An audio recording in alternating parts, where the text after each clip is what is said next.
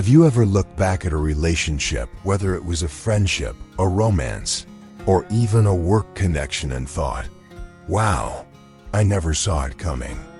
Have you ever trusted someone so deeply, only to later realize they never truly had your back? Or worse, have you ever felt like you gave someone access to your heart, your thoughts, even your peace of mind, and they used it all to quietly control you? Yeah, that feeling cuts deep, but here's the truth. Not everyone who smiles at you is safe. Some people wear loyalty like a costume. On the surface, they seem kind, warm, and trustworthy, but behind the mask, jealousy, manipulation, control. And if we're not paying attention, we end up handing these people the keys to our inner peace without even knowing it. But starting today, that stops. In this video, we're going to walk through 9 types of people who simply do not deserve your trust or your respect, even if they've been in your life for years. This isn't about becoming cold or bitter. It's about getting clear, and that clarity, it's power. Stoic philosophy reminds us that we don't control outside events, but we do control our minds. And a big part of that control is choosing who gets to stand beside us. So if you're ready to protect your energy and stop letting the wrong people take up space in your life, this is where we begin. Because once you start spotting these signs, you'll never see your relationships the same way again. Let's get into it. Number 1, the manipulative individual. This is the kind of person who's hardest to spot because they don't look like villains. In fact, they often seem like the nicest ones in the room. They smile, ask the right questions, offer a shoulder to lean on, and make you feel seen. But behind all that charm, they're calculating. Their kindness isn't genuine. It's currency, a tool they use to earn influence over you quietly. Subtly, think of a puppeteer gently pulling strings. That's how they operate. One day, they're lifting you up with compliments. The next, they're slowly chipping away at your confidence so softly, you don't even realize it's happening. Before long, you start doubting your instincts. You second-guess your decisions.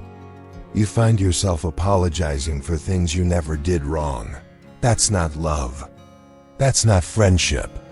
That's manipulation. I saw this firsthand with someone close to me, a coworker who fell into a relationship that seemed perfect. At first, she was thoughtful, supportive. She'd text encouragement out of nowhere, bring coffee, remember little details that made him feel valued. But months later, all of that turned into control. She used the things he shared in confidence to guilt trip him. She twisted his words. She made him question himself. Eventually, he couldn't breathe in his own life without wondering how she'd react. That's the silent erosion manipulators create. They don't explode, they dissolve you, piece by piece. But here's the Stoic reminder. While we can't control others, we can control how we respond. And that starts with awareness. Watch for the small things. Do you often feel the need to explain yourself? Do you walk away from conversations feeling guilty, confused, or tense? Are you constantly managing someone else's emotions just to keep the peace? These are emotional red flags. Even if your mind hasn't caught up yet, your inner compass is already trying to warn you. Manipulators love the gray area. They twist intentions, blur boundaries, and reshape stories to fit their version of the truth. They'll talk badly about others in a tone that sounds caring, but don't be fooled. One day, they'll do the same behind your back. They gaslight. They guilt trip. They play the victim. All of it is psychological warfare in disguise. As Marcus Aurelius said, if it is not right, do not do it. If it is not true, do not say it. that clarity? That's your shield. Set your boundaries in stone. Don't share vulnerable parts of yourself with someone who's already proven they'll weaponize them. Speak plainly. Move with intention. And when it's time, walk away. Not to punish them, but to protect yourself. Because trust is sacred, and manipulators, they haven't earned it. And once you reclaim that space, once you cut the strings and stop letting others pull your emotions like a puppet, that's when your peace begins to return. Now, let's move to the next type, the kind of person who hides their envy behind a smile. This one's trickier than you might think. So once you stop letting the manipulator pull your strings, you begin to realize something powerful. Your presence, your energy, your peace becomes stronger. Why? Because it's no longer being shaped by someone else's silent control. Now, let's talk about the second type of person you must be cautious with. #2. The perpetual critic. There's a certain type of person who just never seems to have anything positive to say about anyone or anything. You could be excited about a promotion, proud of a personal goal, or even just happy with how your new haircut turned out. And somehow, they find a way to twist it. They'll downplay your achievement, nitpick your idea, or offer a backhanded comment that feels more like a quiet jab than genuine feedback. These are the perpetual critics, people who aren't offering insight to help you grow, but instead chip away at your confidence bit by bit. Their words don't sound loud or aggressive, but they're sharp, subtle. They land like raindrops, light at first, but over time, they soak through. And here's the most dangerous part.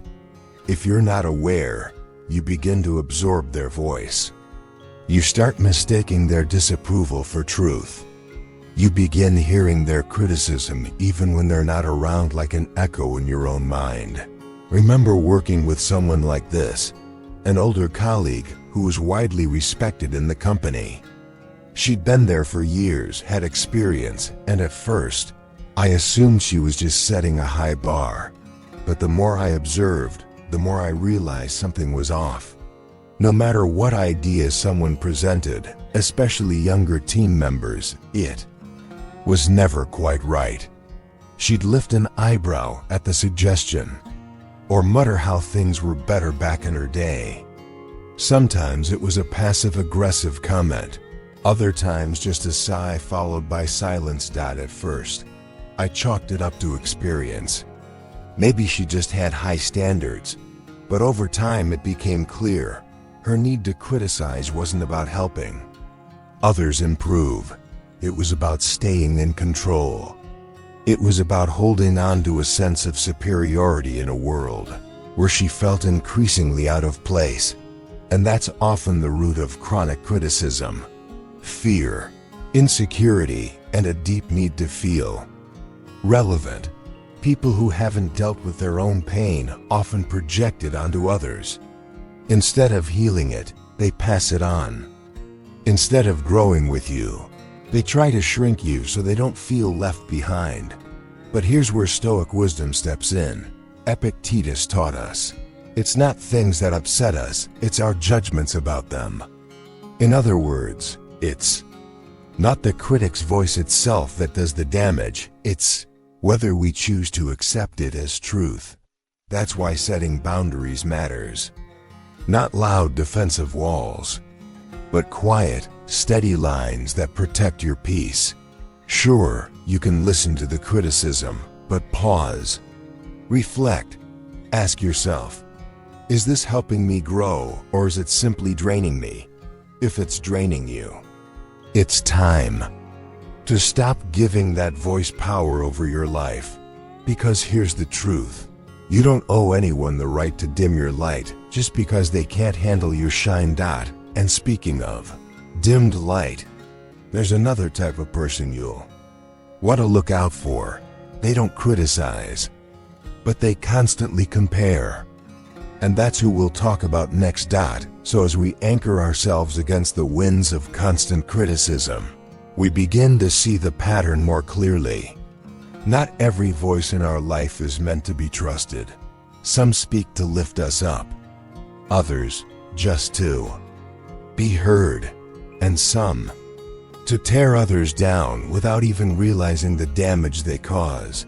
Let's talk about the third type of person who quietly chips away at your peace. Number 3. The gossip. You've probably met this person. The one who always seems to have the inside scoop.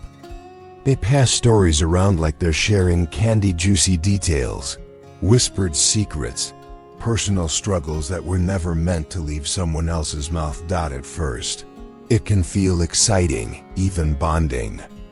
You're pulled in with wide eyes, hushed tones, and phrases like, "I probably shouldn't be telling you this," but it feels like trust. It feels like closeness.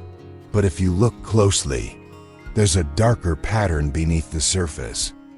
What you're really witnessing is betrayal dressed up as entertainment. Because gossip, it's not harmless chatter. It's a subtle form of destruction. It takes people's stories, often shared in vulnerability, and turns them into social currency. And here's the hard truth. If someone is constantly bringing you gossip about others, they're likely carrying your stories to someone else too. I saw this happen in a neighborhood I used to live in. There was a woman who was friendly, always present, always chatting with someone. She'd show up to every event with a smile, and just as quickly, she'd whisper behind someone's back. If a couple was going through something private, she'd somehow know. If a teen got in trouble at school, she'd talk about it before the family even had time to process it themselves. One day, I made the mistake of opening up to her. Nothing major, just a personal challenge I was working through. But within days, I started hearing pieces of my own story being passed around. Only now it had been twisted, dramatized, and recycled in multiple conversations. I felt exposed. Not just because my words had been shared, but because I had misjudged someone who seemed trustworthy. It was a lesson I won't forget. The thing is, most gossips aren't trying to be cruel. They're often acting out of insecurity. By sharing other people's stories, they feel momentarily powerful, like they hold something others want. It distracts them from their own emptiness. It fills the silence with noise, and it gives them a false sense of connection, without requiring them to be vulnerable themselves. But Stoicism offers us a compass in moments like this. Epictetus once taught, we should never speak of others in a way we wouldn't speak to them directly. That's more than just good manners. It's about honor. And it's also a warning, because when you surround yourself with people who casually tarnish others, you're welcoming that same energy into your life. Gossip is never a one-way street. It always circles back. So what's the solution? Not confrontation. Not trying to fix them. The answer is distance and discipline. When the gossip begins, try to redirect the conversation. If that doesn't work, politely excuse yourself. Be intentional with your own words. Protect your personal life, your struggles, your milestones, because those deserve safe hands, not public discussion. The Stoic path teaches us to protect our peace, not just by avoiding chaos, but by being mindful of what we allow into our mental space. Gossip doesn't just waste time. It drains energy, it poisons connection, and in the end, it reflects more about the speaker than the subject. Now, while the gossip shares secrets to feel powerful, the next type does something more subtle. They smile in your face, but quietly root against your success. Let's talk about that next. So while the gossip spreads secrets to feel important, There's another type who's even harder to detect because they don't hurt you with words. They hurt you with their absence. Let's talk about the fourth type of person you should never place your trust in. #4. The fair weather friend. This person is easy to like because when life is going well, they're right there beside you. They show up to your celebrations. They laugh at your jokes. They hype you up on social media. They toast to your wins like they've always believed in you. But the moment your life gets hard, when illness strikes, when failure shows up, when grief or heartbreak enters the room, they vanish. No texts, no calls, no check-ins, just silence. That's when you realize their loyalty was never to you. It was tied to your light, not your darkness. The most dangerous thing about fair weather friends, they're almost indistinguishable from true friends when everything's going great. They're warm, they're present, they're generous, sometimes overly so. But when your joy turns quiet, when your smile fades and your energy dips, they quietly slip away. No drama, no explanation, just distance. And that absence? It says more than words ever could. Their friendship is transactional. They're here for the good times when you're fun to be around, when your life is easy to engage with. But the moment you need emotional depth, compassion, or just quiet company, they retreat. It's not always malicious. It's just that they lack the depth. They haven't developed the emotional muscles to stand beside someone through pain, even when that someone is a person they once claimed to care deeply about. One of the clearest public examples of this is found in the life of Robin Williams. At the peak of his career, he was surrounded by people, loved by millions, praised by peers, constantly in demand. His energy, his generosity, his humor, it drew others in like a magnet. But behind that brilliance, he battled depression, addiction, and later, serious illness. And as his struggles deepened, many who once basked in his light faded from the picture. His circle grew smaller, quieter. The world loved his laughter, but didn't always know how to hold space for his pain. And this isn't just his story. It's a reflection of how our culture celebrates people when they're shining, but often disappears when they're suffering. Fair weather friends usually aren't trying to hurt you. They just don't know how to sit with discomfort, yours or their own. They've never learned to lean into emotional weight, so instead, they lean out. They tell themselves, maybe they just need space. But what they're really protecting is themselves. Stoicism reminds us, we cannot anchor our peace to the presence of others. Marcus Aurelius once wrote, "It is in our power to live a life of virtue, regardless of the conditions we find ourselves in." That means we build our inner strength. We don't hand our emotional stability to those who only know how to show up when things are bright and easy. Fair weather friends are painful teachers.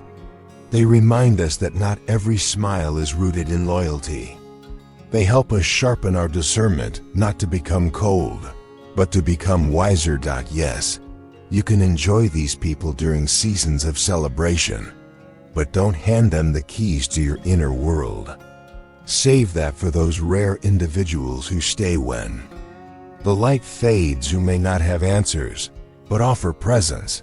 Those are the ones who earn their place, not through charm, but through constancy. And now, let's move on to the next type, the person who turns every interaction into a silent competition. While fair weather friends disappear when life gets hard, there's another type of person who's even more draining because they stay, but only when the spotlight is on them.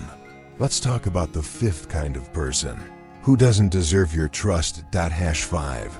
The narcissist. Have you ever known someone who made you feel amazing, like you mattered until the moment you actually needed something from them? Someone who always seemed to light up a room, but somehow made you feel smaller the longer you were around them. That's often your first brush with a narcissist. At first, it's not obvious. They seem charming, confident, articulate. They make you feel seen, like you're special. But slowly, things shift because their attention. It was never really about you. It was about how you made them feel. Narcissists don't crave connection. They crave control. They want admiration, validation, attention, and the moment your presence stops feeding their ego, the warmth they gave you disappears like it was never there. What makes narcissists especially difficult to spot is their ability to mimic empathy. They'll mirror your emotions like an actor in a play. They'll offer comfort that feels real so long as it doesn't cost them anything. But when you truly need support, when you're no longer just an audience for their performance, their indifference hits hard. Suddenly, every conversation starts revolving around them. Your wins? They downplay them, or worse, feel threatened by them. Your struggles? They dismiss them, ignore them, or flip the script and make it about how you're being difficult. And if you ever express a real emotional need, it's either brushed off or turned into a reason for them to question your worth. This isn't just selfish behavior. It's emotionally extractive. Narcissists don't just want attention, they need it. They build their identity on being admired. They collect people like trophies, something to showcase, not something to care for.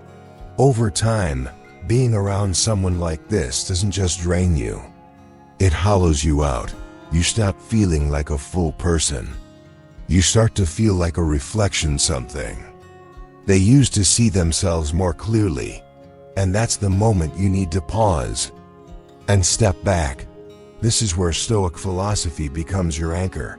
Epictetus once said, "Know first who you are, and then adorn yourself accordingly."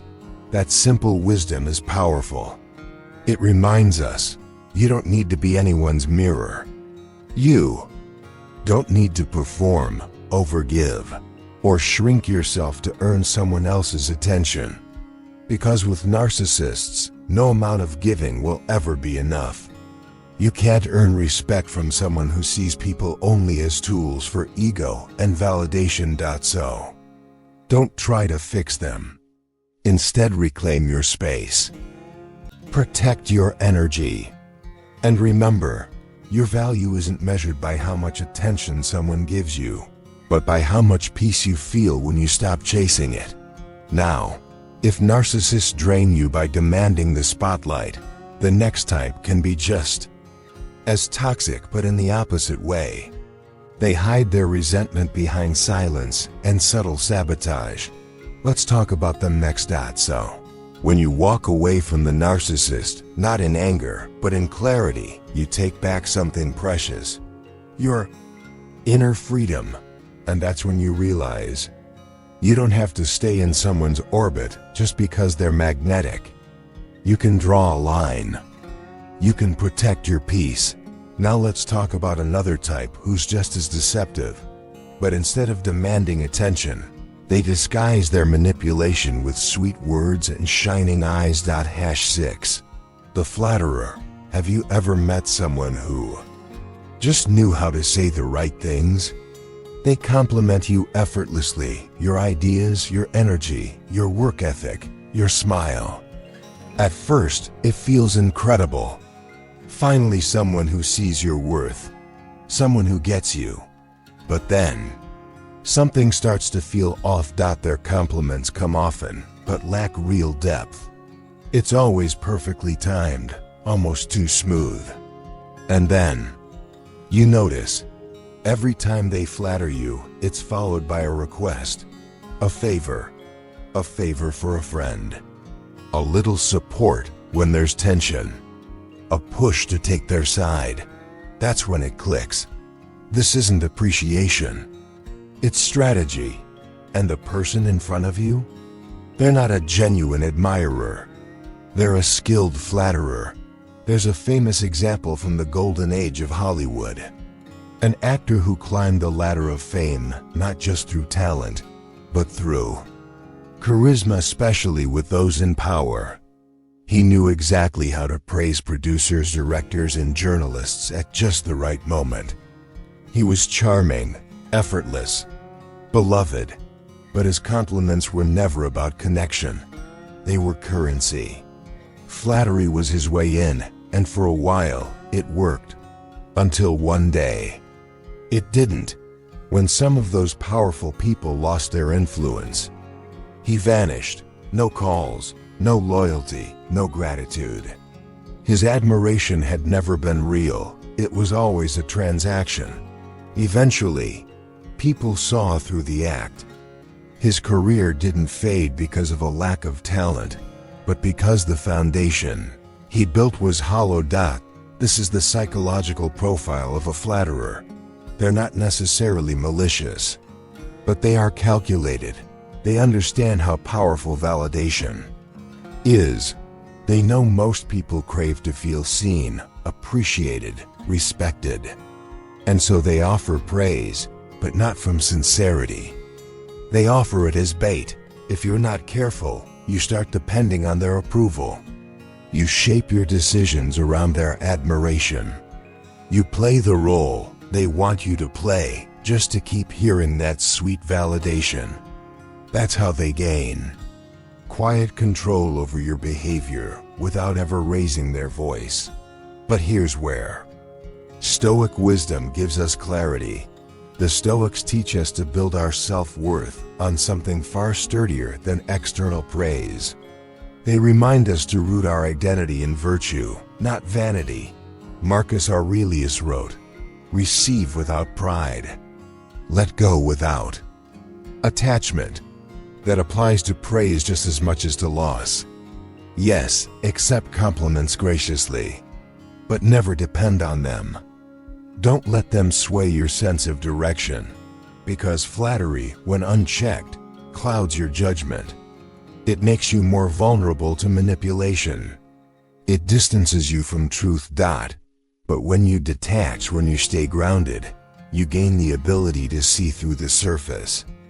You begin to recognize the difference between genuine admiration and emotional leverage.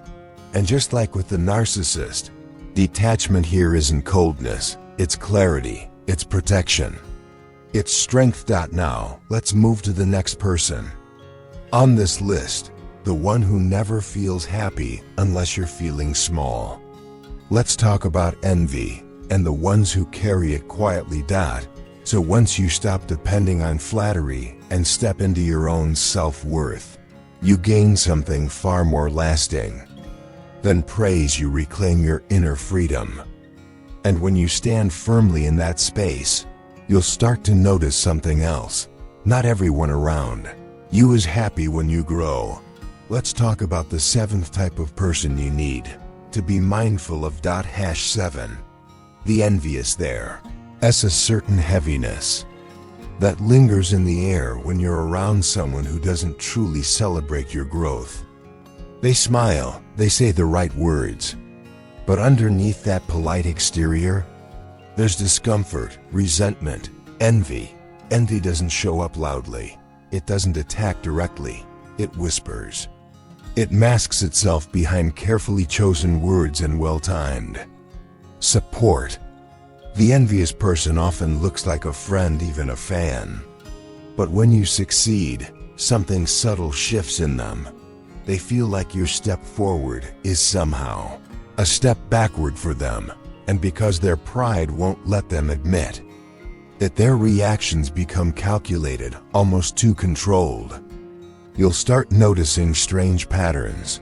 Your wins are met with delayed or forced congratulations. There's always a quick comparison that shifts the attention back to them, or they'll follow your happy news with a story of their own, one that overshadows yours just enough to put them back in the spotlight. That it's not just what they say, it's how they say it. And more importantly, how you feel when you walk away. You start wondering, was I bragging? Should I have kept that to myself? You begin shrinking your joy, downplaying your progress, just to avoid the awkwardness that follows. That's what envy does.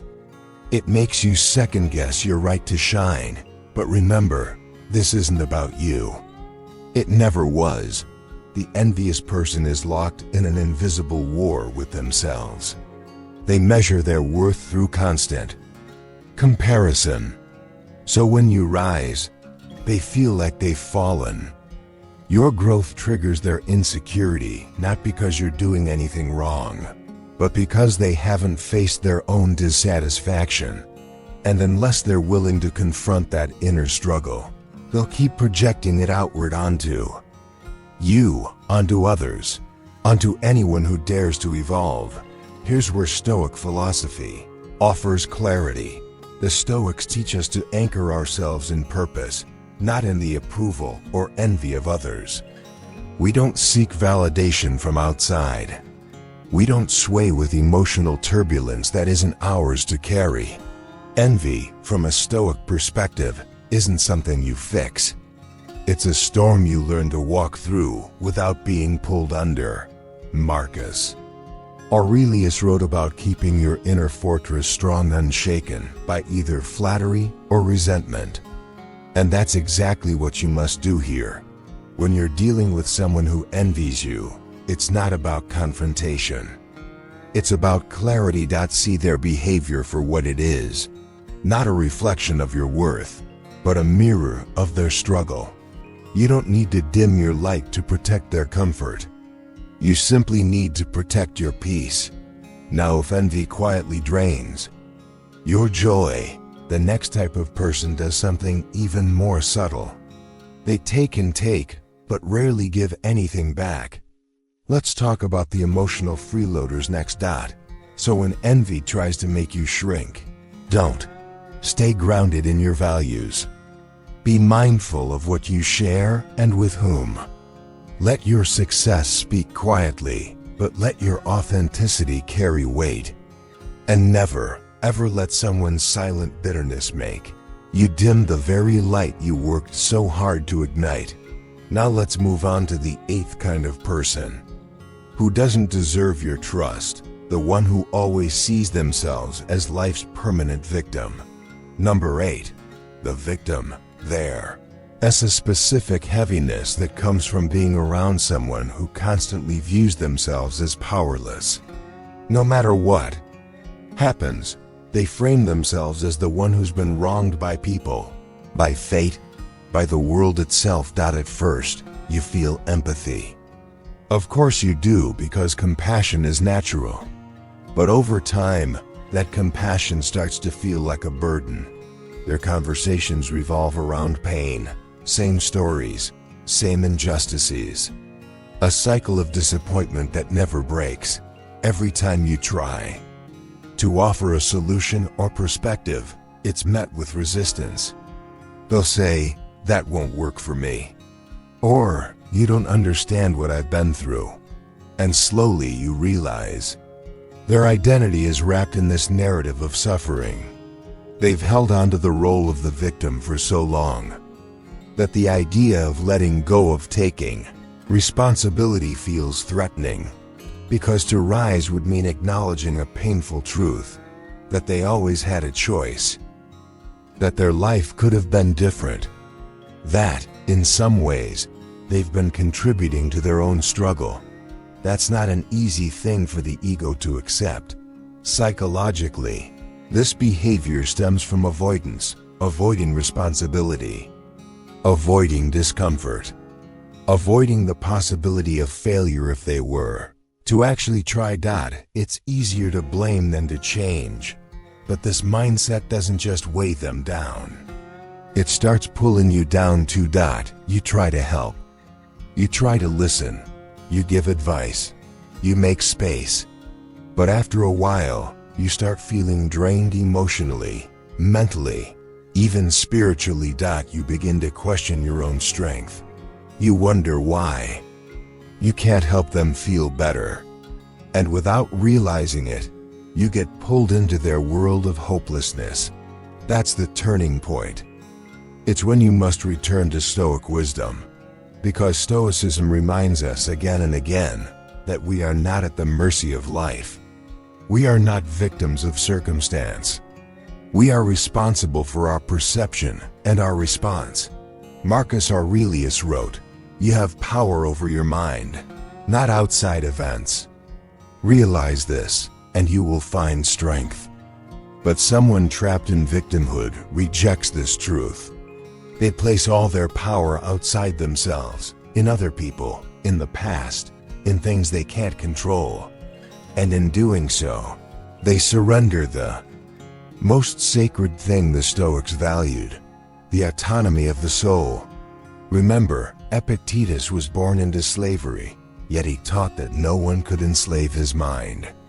That's the kind of freedom Stoicism offers, a freedom that isn't based on fairness or external justice, but on internal clarity. So when you're dealing with someone who constantly sees themselves as powerless, your job isn't to carry them. It's to stay anchored in your own direction. You can offer perspective. You can offer encouragement. You can even offer space, but never at the cost of your own peace. Now, while the victim drains through helplessness, the next type drains through sheer emotional imbalance. Let's talk about the person whose chaos becomes contagious, the emotionally volatile individual. So when someone refuses to take ownership of their life and clings to the role of the victim, your role isn't to fix them, it's to stay steady in your own lane.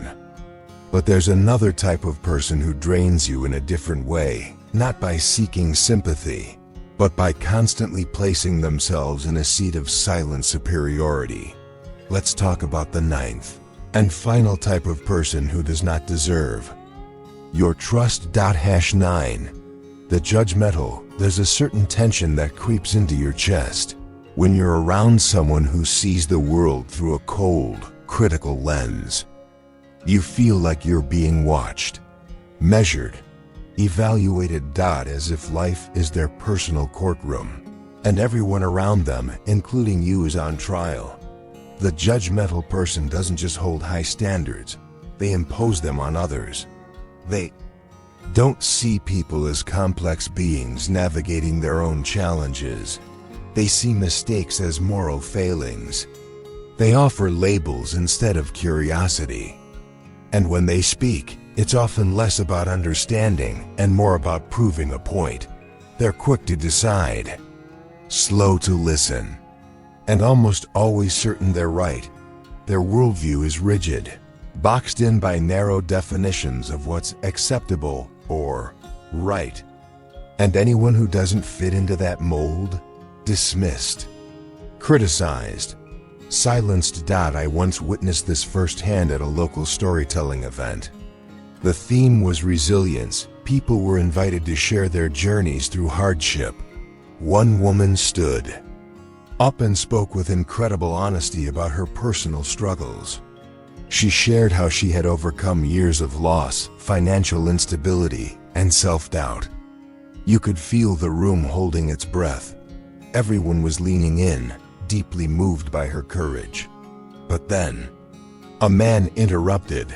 He didn't ask questions. He didn't offer reflection or support. Instead, he dissected her past choices with cold detachment, like he was handing down a verdict from some invisible bench.